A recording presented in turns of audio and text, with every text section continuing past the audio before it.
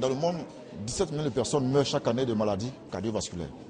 Et dans notre pays, 31% des personnes meurent de maladies chroniques, avec à leur tête les maladies cardiovasculaires responsables de 11% des décès chaque année. C'est la première cause de mortalité dans notre pays. Et la probabilité de mourir de manière précoce, entre 30 et 110 ans, d'une maladie cardiovasculaire est de 23%. C'est énorme.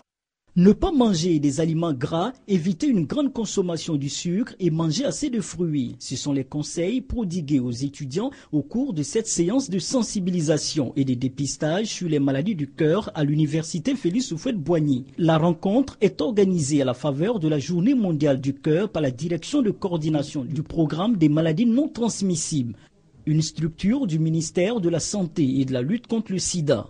En ce qui concerne le dépistage, les étudiants sont passés par les étapes suivantes: prise de tension et de poids, mesure de la taille, prélèvement de sang et d'urine. On plonge la bandelette dans l'urine.